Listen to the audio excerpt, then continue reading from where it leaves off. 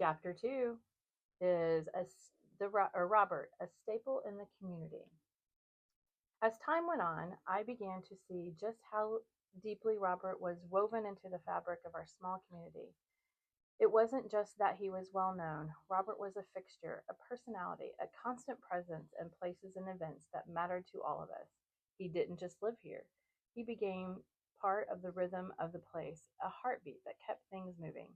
One of Robert's most defining roles was his self appointed position as a security guard, right? Right. At the local county fair.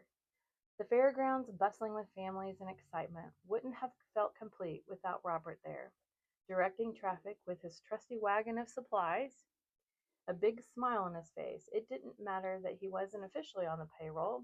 In Robert's eyes, he had a job to do.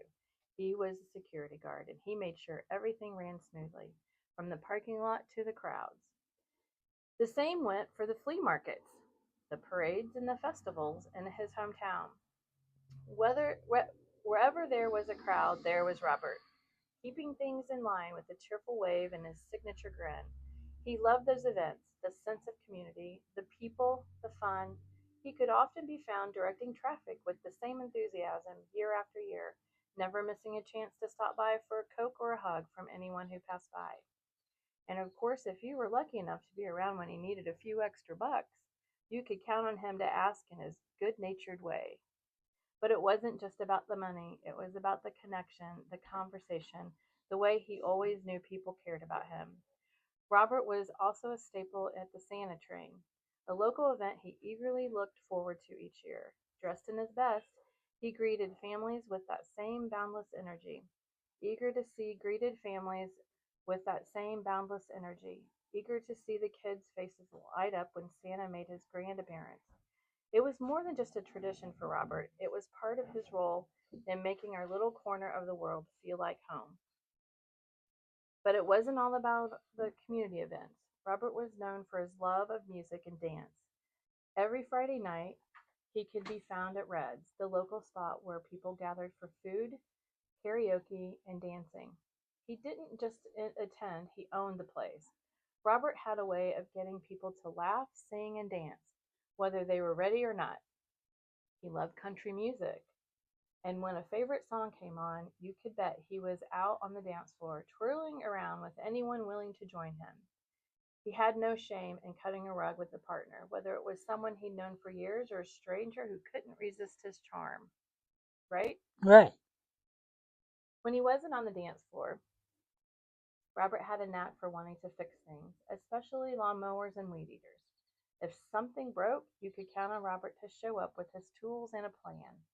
He didn't always know the technical details, but he knew the magic of a well timed fix, and he'd get it running again in no time, or find someone in town that could. Whether it was a neighbor's equipment or something from his own yard, Robert was always willing to lend a hand. Robert frequented every shop, every corner, every place in the community where people gathered. He knew the owners, the employees, the customers. He was more than just a regular. He was Robert, and people loved seeing him come through the door. Didn't matter whether it was for a quick Coke or ask how the day was going. Robert always had time for a hug, a joke, and a smile. His presence was an assurance, a reminder that no matter what was going on in the world, life had a way of continuing in a simple, joyful manner. Through it all, the fairs, the festivals, the karaoke, the lawnmowers, Robert's smile never wavered. He lived life with such an open hearted, carefree spirit that it was impossible not to be swept up in his warmth. He didn't need much to make him happy. A little work, a little music, a little laughter. That was his recipe for joy. Robert wasn't just a man in the community, he was the community's heart. A man who brought a little light and a lot of love to every corner of our town. And in turn, the community gave it right back. Robert didn't just belong here, he was part of what made it feel like home. Yeah. What is that? The two working in the streets as a Yeah. security guard. You like that picture? Yeah. What do you think about that one?